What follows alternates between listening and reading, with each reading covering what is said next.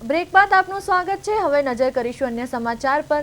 મહેસાણા જિલ્લા પંચાયતના પ્રમુખ પદે ખરોડ બેઠક પરથી ચૂંટાયેલા નીતિન પટેલની વરણી કરવામાં આવી।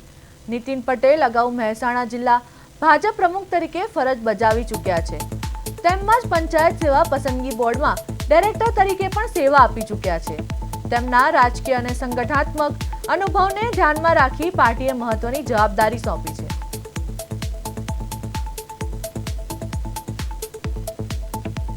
तो મહેસાણા જિલ્લા પંચાયતના પ્રમુખ બન્યા નીતિન પટેલ ખરોડ બેઠક પરથી ચૂંટાયેલા નીતિન પટેલની વરણી।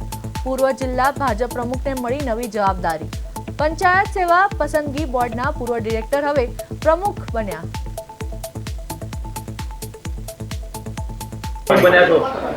મહેસાણા જિલ્લા પંચાયતના પ્રમુખ તરીકે આજે મારી વરણી થઈ છે, ત્યારે અમારું લક્ષ્ય તમામ સભ્યો, અમારા જિલ્લા પંચાયતના સદસ્યોનું લક્ષ્ય એ મહેસાણા જિલ્લાનો વિકાસ, જે રીતે વિકાસ થઈ રહ્યો છે, વિકાસમાં આગળ પણ જે ઝડપથી વિકાસ થાય અને તમામ ગામડાઓને સરકારના લાભો મળે એ પ્રકારના અમે તમામ લોકો, તમામ સભ્યો આયોજન કરીશું।